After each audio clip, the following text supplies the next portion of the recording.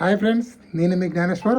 కళ్యాణ్ పడాల వాళ్ళ mummy promo వచ్చిన తర్వాత ఎంతమందికి గూస్ బంప్స్ వచ్చాయనేది ఈ వీడియో కింద కామెంట్ పెట్టండి. లిటరల్లీ కళ్ళలో వాటర్ తిరిగినాయి ఆ ప్రోమో చూసిన తర్వాత. అంత బాగుంది, ఎందుకంటే కళ్యాణ్ పడాల వాళ్ళ మమ్మీకి అంత మంచి ఎఫెక్షన్ ఉందని చెప్పి ప్రోమో చూసిన తర్వాత అర్థమైంది.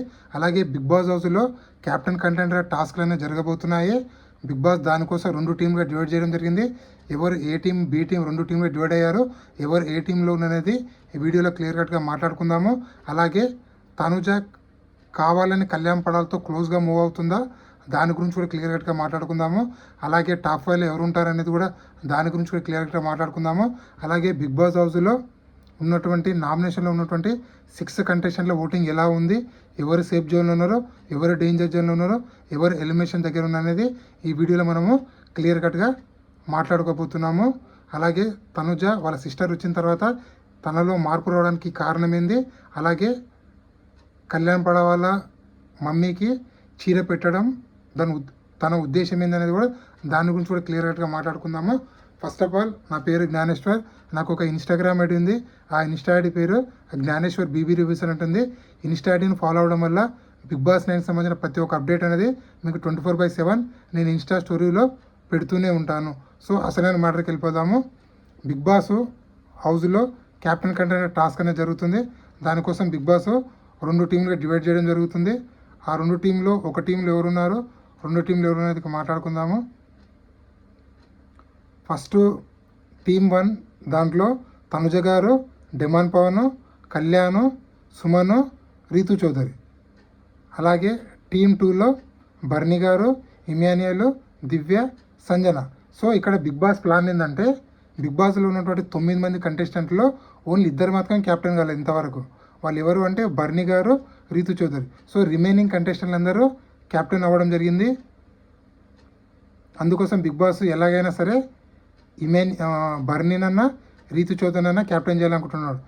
తనుజ ఆల్రెడీ క్యాప్టెన్ అయింది, డెమాన్ ఆల్రెడీ క్యాప్టెన్ అయ్యాడు, కళ్యాణ్ ఆల్రెడీ క్యాప్టెన్ అయ్యాడు, సుమన్ ఆల్రెడీ క్యాప్టెన్ అయ్యాడు, ఇమాన్యుయల్ క్యాప్టెన్ అయ్యాడు, దివ్యనికిత అయింది, సంజన అయింది.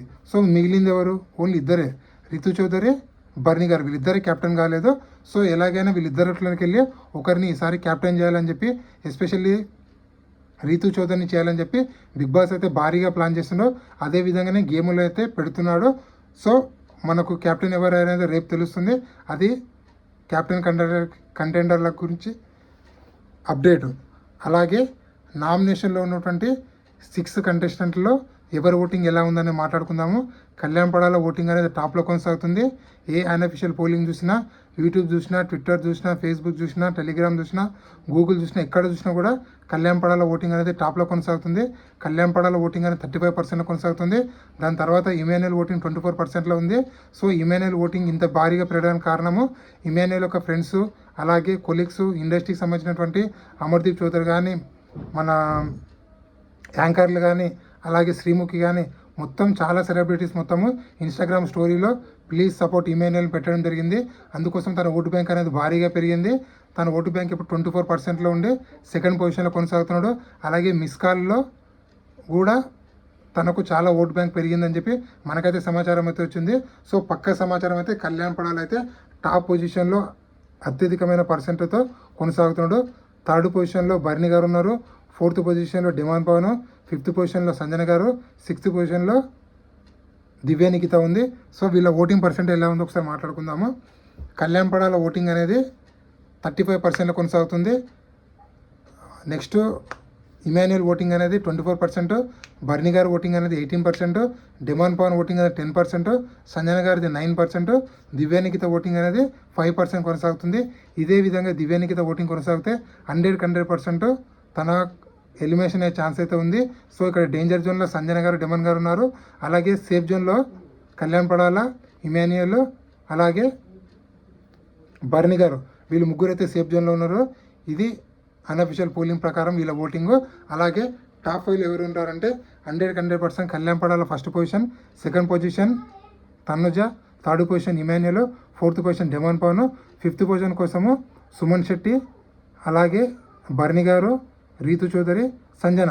వీళ్ళు 4 అయితే 5th పొజిషన్ కోసం కొట్లాడుతున్నారు. సో చూద్దాం వీళ్ళు 4 ఎవరు వస్తారు 5th పొజిషన్కి.